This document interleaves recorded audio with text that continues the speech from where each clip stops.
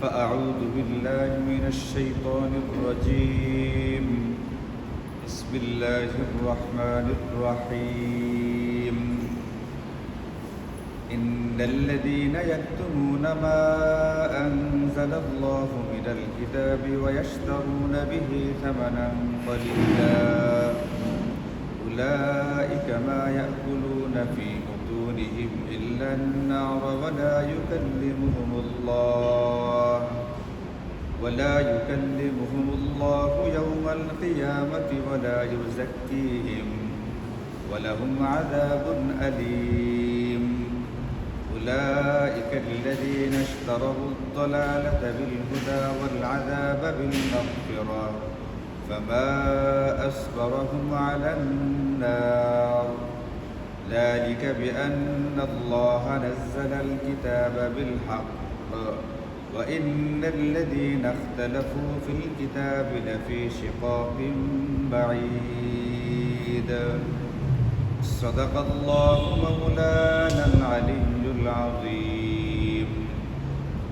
سبحانك لا علم لنا إلا ما علمتنا إنك أنت العليم الحكيم.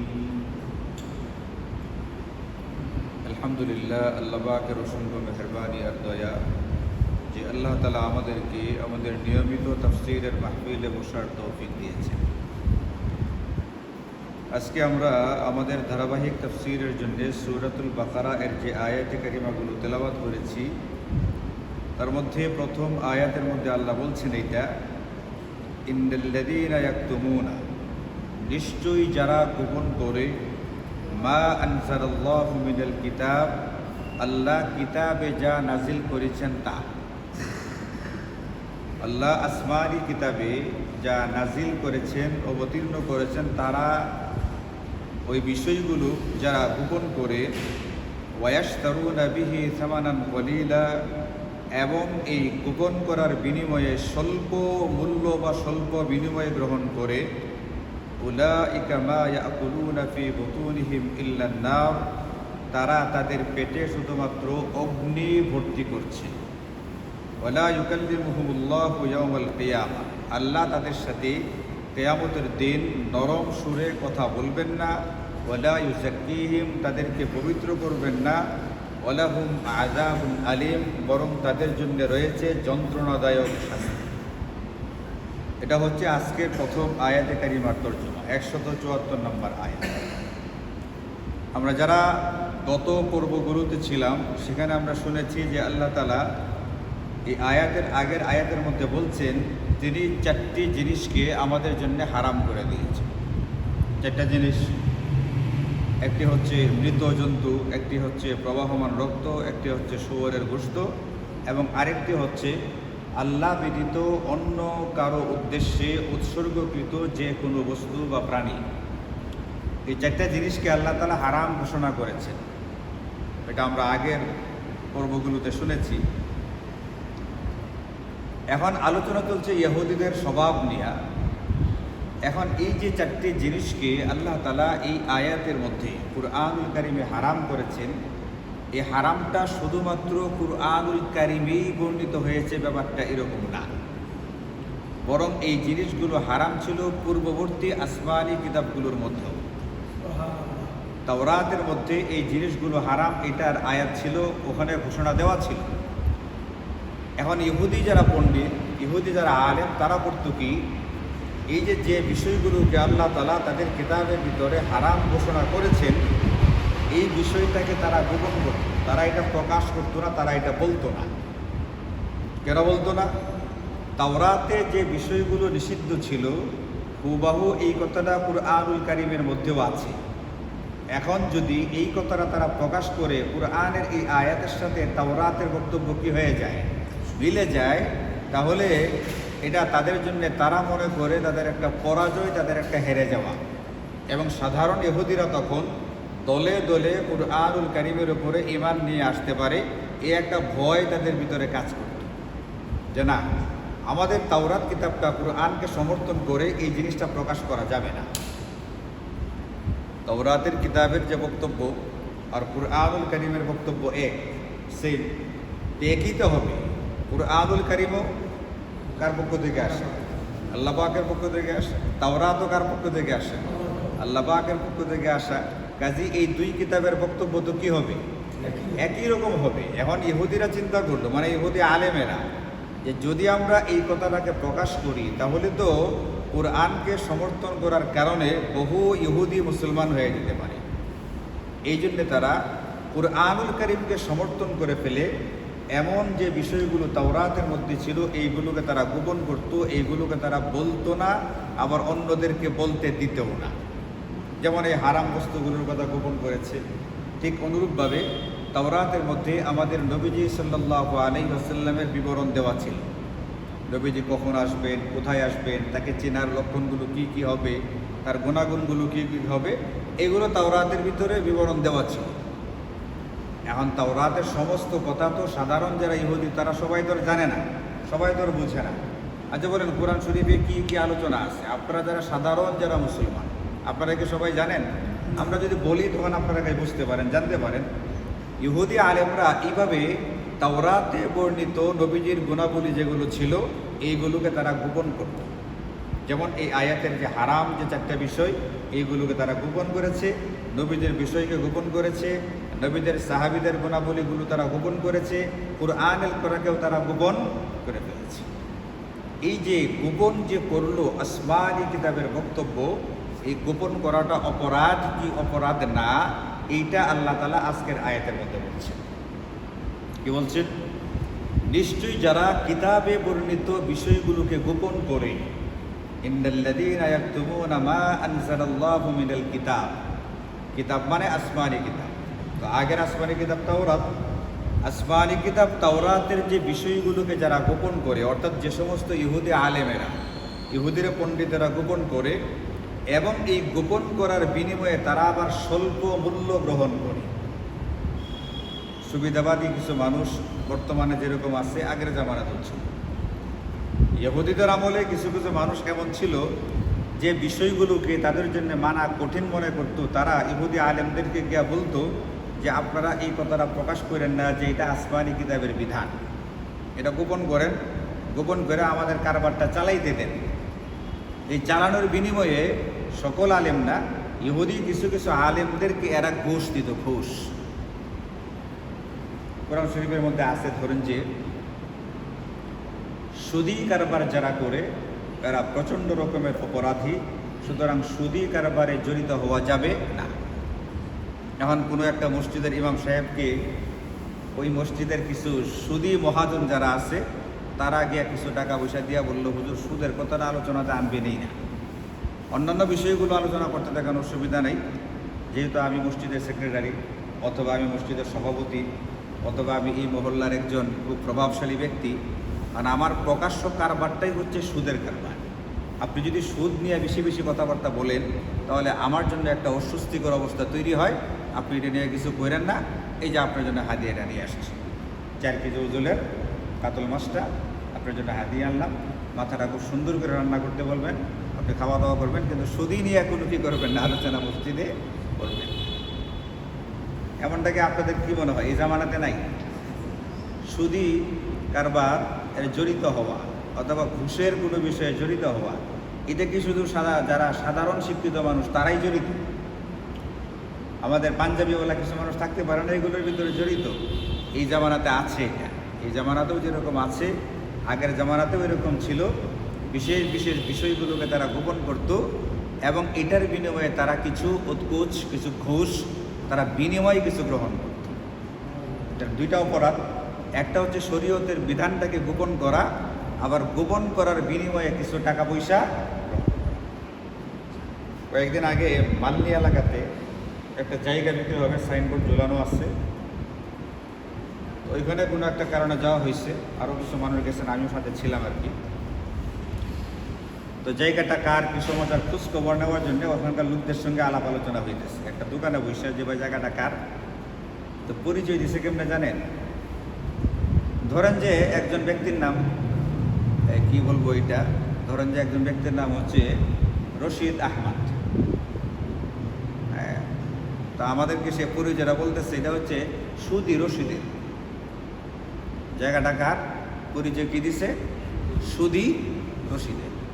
মানে তার নামই হয়ে গেছে সুদী রশিদ বা সুদখোর রশিদ, তাকে এইভাবেই পরিচয় দেওয়া হয়ে গেছে। আপনি চিন্তা করেন, এই লোকটা যদি ওই মহল্লার মসজিদের সভাপতি বা সেক্রেটারি হয়ে যায়, যে নাকি তার নিজের মহল্লাতে সুদী অমুক বলে পরিচিত হয়ে গেছে, মানুষ তাকে এটাতে পরিচয় দেয়, এই লোকটা যদি তার মহল্লার মসজিদের সভাপতি, সেক্রেটারি বা গুরুত্বপূর্ণ কোনো ব্যক্তি হয়, সে কি তার ইমাম সাহেবকে সহজে সুদের বিরুদ্ধে বক্তব্য দিতে দিবে? দিবে না, ফেরাইবার চেষ্টা করবে। ঠিক অনুরূপভাবে ইহুদি আলেমরা এইভাবে তারা কাজ করতো। তারা বলতো এটা যে তাওরাতের কিছু কিছু বিষয় আপনাদের সুবিধার জন্য গোপন করতেছি, এই গোপন করার বিনিময়ে তারা কিছু স্বল্প কিছু মূল্য বিনিময় বদলা তারা গ্রহণ করত। এই দুইটা অপরাধ যারা করে, এদের সম্পর্কে আল্লাহ বলতেছেন, উলাইকা মা ইয়াকুলুনা ফি বুতুনিহিম ইল্লান নার। যারা শরীয়তের বিধিবিধানকে গোপন করে, শরীয়তের বিধিবিধানের ভিতরে বিকৃত করে, শরীয়তের বিধানগুলোকে বিক্রি করে দিয়া স্বল্প মূল্য গ্রহণ করে, আল্লাহ বলছেন এরা শুধুমাত্র তাদের পেটের মধ্যে জাহান্নামের অগ্নি স্ফুলিঙ্গ ভর্তি করতেছে। এটা কোনো খামখেয়ালি কথা না। এই যে কাতল মাছ নিচ্ছে অথবা টাকা নিচ্ছে, পয়সা নিচ্ছে স্বল্প মূল্য, এটাকে এখন তো টাকার রূপে দেখা যাইতেছে। এটা তো টাকার রূপে দেখা যাইতেছে। কিন্তু কোরআন বলছে, আল্লাহ বলছেন এই কথাটা, এটা মূলত টাকা না, এটা টাকা থাকবে না। এটা হাসরের ময়দানে জ্বলন্ত অগ্নি আকারে তাকে পেঁচিয়ে ধরবে, তাকে আঁকড়ে ধরবে। টাকার রূপে থাকবে না। যেমন আপনারা যাকাতের আলোচনার ভিতরে আলোচনা শুনেছেন, যদি আপনাদের মনে থেকে থাকে, কোনো ব্যক্তির উপরে যদি যাকাত ফরজ হয়ে গিয়ে থাকে এবং সেই ব্যক্তি যদি যাকাতের ফরজিয়াত পরিমাণ টাকা দান না করে, মানে যাকাত যদি আদায় না করে, তো নবীজি সাল্লাল্লাহু আলাইহি ওয়াসাল্লাম হাদিসে পাকের মধ্যে বলেন, মুসসিলা লাহু ইয়াউমাল কিয়ামাতি শুজাআন আকরা। এটাকে একটা, এই যে তার যে সম্পদ, যে সম্পদের যাকাত আদায় করে নাই, এই সম্পদটাকে প্রচণ্ড রকমের বিষধর টাকপোড়া সাপে রূপান্তরিত করা হবে। তার টাকা থাকবে না। এই সাপের মাথায় চুল থাকবে না কেন?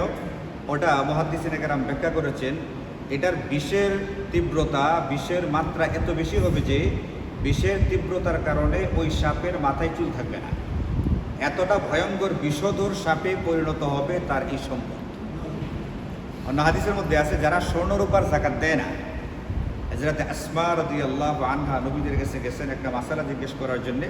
নবীজি দেখলেন তার হায়াতের ভিতরে স্বর্ণের বালা পড়া আছে। জিজ্ঞেস করলেন যে তুমি এইগুলোর যাকাত দাও কিনা? তিনি বলছেন না, যাকাত দিই না, ব্যবহারের স্বর্ণ। মানে ওনার ধারণা ছিল যে স্বর্ণ যদি ব্যবহারের অলংকার রূপে থাকে তাহলে কি দেওয়া লাগে না? যাকাত দেওয়া লাগে না। শরীয়তের মাসালা হচ্ছে স্বর্ণ রূপা যে আকারেই থাকুক তার কি দিতে হবে? যাকাত দিতে হবে। তো নবীজি বললেন, তুমি যদি এইগুলোর যাকাত আদায় না করো তাহলে আজকে এটা স্বর্ণের বালা আছে, কিন্তু হাসরের ময়দানে এটা থাকবে আগুনের বালা হিসাবে। তাহলে এই আয়াতের মধ্যে যেরকম দেওয়া আছে যে এই সম্পদ, যে সম্পদটা অবৈধভাবে অর্জিত হয়ে থাকে, যে সম্পদ হারামভাবে অর্জিত হয়, যেটা হালাল হয় না, আল্লাহ বলছেন শুধুমাত্র আগুন তার পেটের ভিতরে প্রবেশ করাচ্ছে। ওই হাদিস দ্বারাও কিন্তু এটা সমর্থিত হয়, বা এই আয়াত ওই হাদিসটাকে সমর্থন করে, যেখানে বলা আছে স্বর্ণের বালা আগুনে পরিণত। এরকম আরও হাদিসে পাকের মধ্যে আছে যে কোনো ব্যক্তি যদি মারা যায়, তাকে যখন দাফন করা হয় কবরের ভিতরে ফেরেশতারা আসেন, সওয়াল জবাব হয়। এটা তো আপনাদের জানাই আছে, তাই না? 3টা প্রশ্ন করা হবে। প্রশ্ন করার পরে কোনো ব্যক্তির কাছে অতি সুন্দর আকৃতির একটা মানুষ আসে, অতি সুন্দর আকৃতির, অসম্ভব রকমের সুন্দর। তো কবরস্থ ব্যক্তি জিজ্ঞেস করে, তুমি কি? বলে, আমি তোমার সেই নেক আমল যা তুমি দুনিয়াতে করতে। তো নেক আমলটা একটা সুন্দর রূপ নিয়ে তার কাছে আসে। আবার আরেকজনের কাছে প্রচণ্ড রকমের কুৎসিত একটা ব্যক্তি আসে, যারা বদকার, যারা ফাজের, যারা অপরাধী, পাপী যারা, তাদের কাছে আসে। এই লোকে এটাকে দেখাই এক রকমের মানে আতঙ্কিত হয়, ভীত হয়, শঙ্কিত হয়। জিজ্ঞেস করে, তুমি কে? বলে, আমাকে চিনো না? আমি তোমার দুনিয়াতে যত আকাম কুকাম করতা, ওই অকাজ কুকাজগুলো এই রূপ নিয়ে তোমার সামনে আসছে। এই জন্য আমাদের আমল থাকবে না, এটা ভিন্ন একটা রূপে সে পরিণত হবে, অন্য একটা রূপ ধারণ করবে। আল্লাহ বলছেন, যারা শরীয়তের বিধানকে গোপন করে এবং এই গোপন করার বিনিময়ে অবৈধ স্বল্প মূল্য গ্রহণ করে, উৎকুচ যেটা ঘুষ গ্রহণ করে, এটা সে গ্রহণ করতেছে মানে হচ্ছে তার পেটের ভিতরে জ্বলন্ত অঙ্গার প্রবেশ করাচ্ছে। হাদিসে পাকের মধ্যে আছে আর রাশি ওয়াল মুরতাশি কিলাহুমা ফিন্নার, ঘুষ দাতা এবং ঘুষ গ্রহীতা উভয়ই জাহান্নামী। সুদ দাতা এবং সুদ গ্রহীতা উভয়ই জাহান্নামী। সুদের সাথে আরও 8 প্রকার ব্যক্তি, মোট 10 প্রকার ব্যক্তির উপরে আল্লাহ রাসূলের পক্ষ থেকে লানত আছে, অভিশপ্ত এরা। আমরা তো শুধু মালউন বলি কাদেরকে? মালউন বলে গালি দিই কাদেরকে? মালউন মানে যার উপরে লানত। এই মালউন কিন্তু খালি হিন্দুরা না, আমাদের মুসলমানদের ভিতরেও কিন্তু বহু প্রকারের মালউন আছে। আমাদের মুসলমানদের মধ্যে যারা সুদী কাজ করে এরাও কি? এরাও কিন্তু মালউন, কিন্তু এদেরকে মালউন বলে কি দেওয়া হয় না, খালি দেওয়া হয়।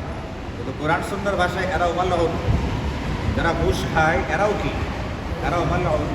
যারা গায়ে টেটু আঁকে বিভিন্ন রকমের, দেখছেন না এই যে এখানে গায়ে দিয়ে আঁকায়, এসবগুলো এরাও কি? মালউন। যে সমস্ত মেয়েরা এই পার্লারে গিয়ে কী করে এগুলো কি বলে এটাকে ভ্রু প্লাগ করে, যারা এগুলো উঠায়, এটাকে চিকন করে মোটা করে এক জায়গাটা আর এক জায়গায় নেই, এরা সব মালউন। এই হাদিস পাকের মধ্যে এগুলো বর্ণিত আছে এবং এদের উপার্জন এটা নিয়ে অসুবিধা আছে। এই জন্যে মালউন যেহেতু শুধুমাত্র হিন্দু এই একটা প্রকারের মধ্যে সীমাবদ্ধ না, অন্য আরও অনেক প্রকার আছে। এই জন্য আমাকে সাবধান থাকতে হবে আমি যেন কোনোভাবে ওই মালউনদের কোনো একটা প্রকারের ভিতরে ঢুকে না পড়ি। এই জন্য এমন কোনো অবৈধ সম্পদ আমার জন্য গ্রহণ করার সুযোগ নেই যে সম্পদটা আমার পেটে আসলে ঢুকতেছে খুব সুস্বাদু হইয়া, বাস্তবে এটা কি থাকবে না, সুস্বাদু থাকবে না, ভয়ঙ্কর রকমের অগ্নি হিসাবে পেটের ভিতরে এটা প্রজ্বলিত হবে। আল্লাহ তাআলা আমাদেরকে হেফাজত। বর্তমানে ঘুষের যে ব্যাপারটা, দুর্নীতি, এটা তো মানে একবারে ডাল ভাত হয়ে গেছে। এত মানে সহজ হয়েছে যে একবারে সর্বনিম্ন স্তরের যে পিয়ন একজন, তারও কি দিতে হয়, ভাই আমার কাজটা হইতেছে না, ফাইলটা একটু দেন। বলে স্যার ব্যস্ত, ওনার এখন এই পুরাতন ফাইল খুঁজে বের করার সময় নেই, আপনি পরে আসেন।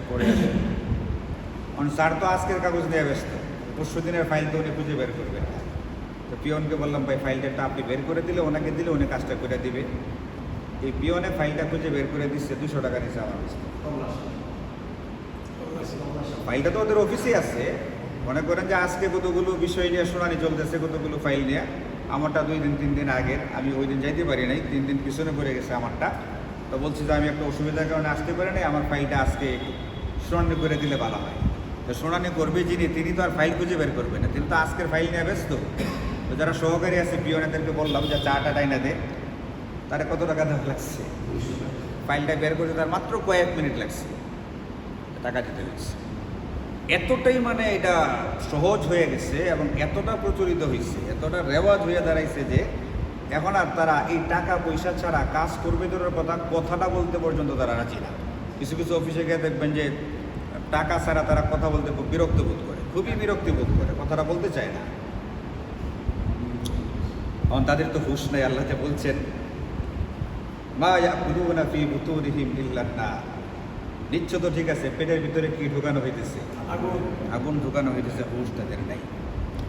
তারা যে বেতনটা পায়, মাসে যে বেতনটা পায়, এটাকে তারা তাদের ইয়া মনে করে না, যে আমাদের যে কাজগুলো করে দেয় এটার বিনিময়ে তারা এটা মনেই করে না।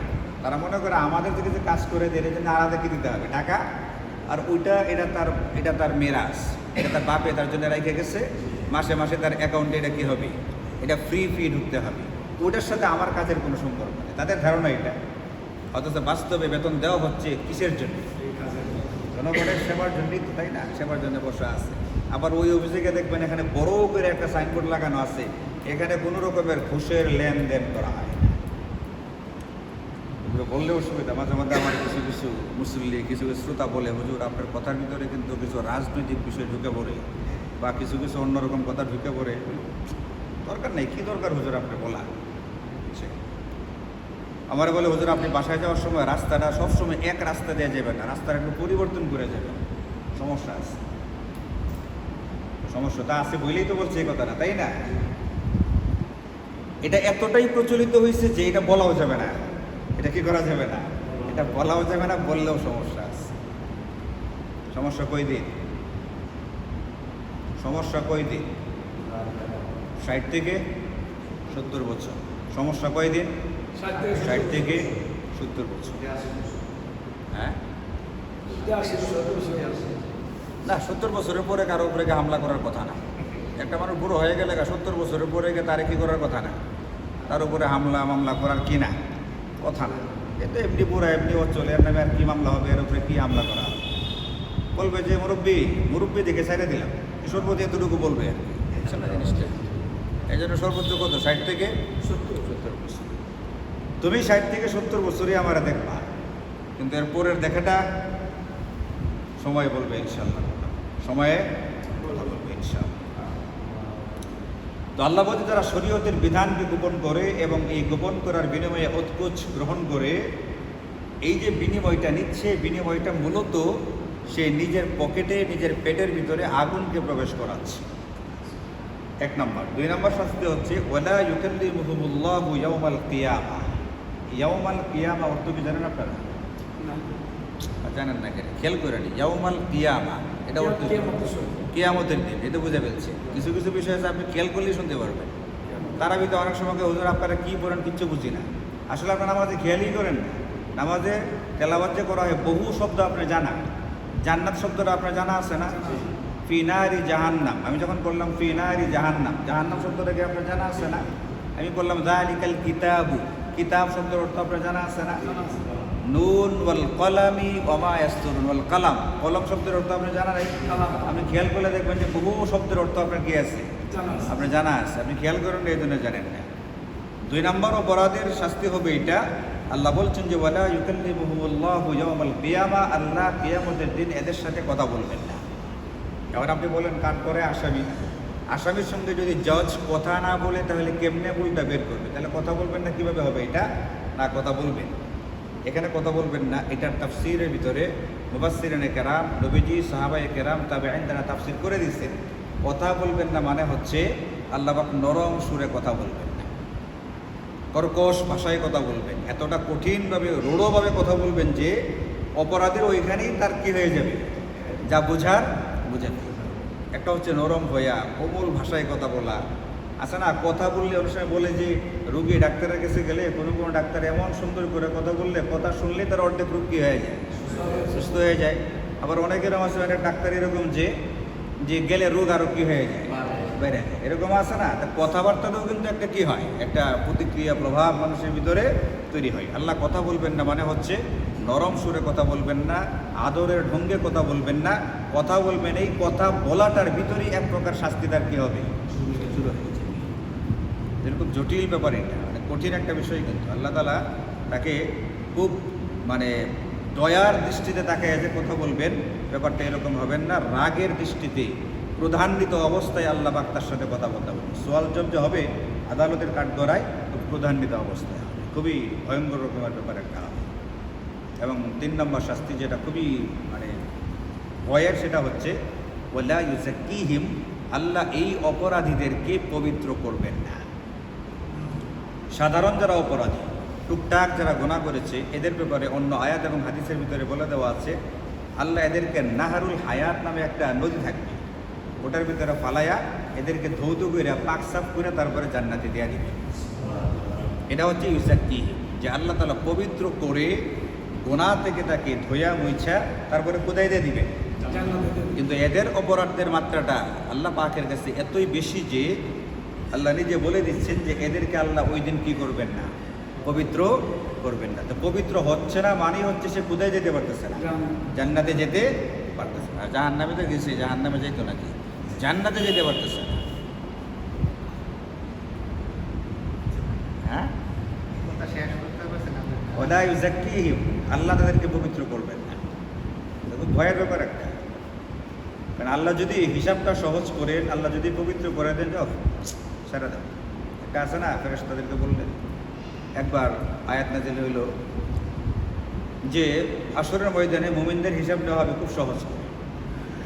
তো নবীজি হাদিসের ভিতরে আরেকবার বর্ণনা করতে গিয়ে বললেন যার হিসাব নেওয়া হবে তার খবর আছে, যার কাছ থেকে আল্লাহ পাক হিসাব চাইবেন 60-70 বছরের জিন্দেগির প্রত্যেকটা বিষয়ের হিসাব দাও, সে প্রচণ্ড শাস্তির মধ্যে পড়বে। তখন আম্মাজান হযরত আয়েশা রাদিয়াল্লাহু আনহা নবীজিকে প্রশ্ন করলেন, আল্লাহ না কোরআনে বলছেন হিসাব সহজ হবে, আর আপনি বলতেছেন হিসাব নিলে খুব কঠিন হবে। তো নবীজি বললেন যারটা সহজ হবে তার ব্যাপারটা হচ্ছে এটা, তার ফাইলটা যখন আল্লাহ পাকের কোর্টে পেশ করা হবে, আল্লাহ এটাকে ঠেলাতে বলবেন ফেরেশতারা যা হইছে, এটা হলো হিসাব সহজ। মানে আল্লাহ পাক খুলে দেখবেনই না। আল্লাহ জানেন যে তার কিছু অসুবিধা আছে, আল্লাহ তো সব জানেন। আলিমুল গায়ব ইন্নাল্লাহা আলিমুম বিযাতিস, শুধু সব আল্লাহ পাকের জানা আছে। আল্লাহ পাক জানেন যে এর ফাইলটার ভিতরে কিছু অসুবিধা আছে, কিন্তু বেশিরভাগ ভালোই আছে, এবং আল্লাহ পাক তাকে ছেড়ে দেওয়ার নিয়ত করছেন। আল্লাহ পাক যখন তার সামনে ফাইলটাকে পেশ করা হবে, আল্লাহ ঠেলাতে বলবেন যাও। এটা হলো সহজ। কিন্তু যার ফাইলটা আল্লাহ খুলে বসবে না, দেখি একটু ফাইলটা কি ভিতরে, খুলে জিজ্ঞেস করি, এর ব্যাপারে নবীজি বলছেন এর হিসাবটা কি হবে, প্রচণ্ড রকমের কঠিন হয়ে যাবে। তাহলে যার ফাইল আল্লাহ খুলবেন না তারটা সহজ হবে, ওইটাই কোরআনে বলা আছে। আর যার ফাইলটা আল্লাহ কী করে ফেলবেন, খুলে ফেলবেন, তারটা কঠিন হবে, ওইটা হাদিসে বলে দেওয়া আছে। এই জন্যে আল্লাহ যদি সহজ না করেন, আল্লাহ যদি আসানির সাথে পবিত্র না করেন, তাহলে সেই ব্যক্তির জন্য জান্নাতে যাওয়াটা কী হবে, কঠিন হয়ে দাঁড়াবে। এই তিনটা শাস্তির কথা এখানে আছে। এরপরে শেষে বেলায় আল্লাহ পাক আবার বলতেছেন ওয়ালাহুম আযাবুন আলীম, এই তিনটার বাহিরে তাদের জন্য আরও রয়েছে যন্ত্রণাদায়ক শাস্তি। কিছু শাস্তি এরকম আছে যেটাতে তেমন কোনো কষ্ট হয় না। ধরেন যে একটা বাচ্চা দুষ্টামি করছে, স্কুলে স্যার তাকে বেঞ্চের উপর দাঁড় করা রাখছে, এতে কোনো অসুবিধা হইতেছে তেমন, তার অন্য কষ্ট ছাড়া কোনো কষ্ট হইতেছে। কিন্তু ধরেন যে একজনকে চাবুক দিয়ে বাইরে না হইতেছে, তাহলে কি যন্ত্রণা লাগতেছে না, লাগতেছে না, কষ্ট হইতেছে না, হইতেছে, কষ্ট হইতেছে। তো শাস্তিও বিভিন্ন রকমের আছে। কিছু শাস্তি কিন্তু এটা কষ্টদায়ক না। শাস্তি কান ধরে দাঁড় করে রাখছে, শুধু দাঁড় করাই আছে, একটু লজ্জা পাইতেছে, কিন্তু এটা তার কষ্ট তো হচ্ছে না, লজ্জা পাইলেও। কিন্তু মুরগি বানায় রাখছে, এটা কষ্ট হচ্ছে না, কষ্ট হয়ে গেছে।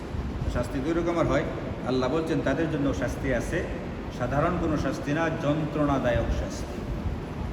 এই জন্য আজকের আয়াত থেকে আমাদের জন্য যে শিক্ষণীয় বিষয়গুলো আছে, খুবই গুরুত্বপূর্ণ একটা ব্যাপার, সেটা হচ্ছে শরীয়তের কোনো বিধানকে কোনোভাবেই গোপন করার সুযোগ।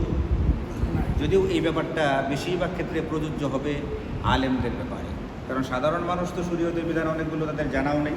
তবে যে যতটুকু জানে এটা আবার কি করতে পারবে না, গোপন করতে পারবে, এটা বলতে হবে। অনেক সময় হক কথাটা অনেকে বলতে চাই না, আপনাদের কিছুই জানা নেই, ব্যাপারটা তো এরকম না। নামাজ যে পড়া লাগবে এটাকে আপনাদের জানা আছে না? সুদ খাওয়া যাবে না এটাকে আপনাদের জানা আছে না? চুরি করা যাবে না এটাকে আপনাদের জানা আছে না?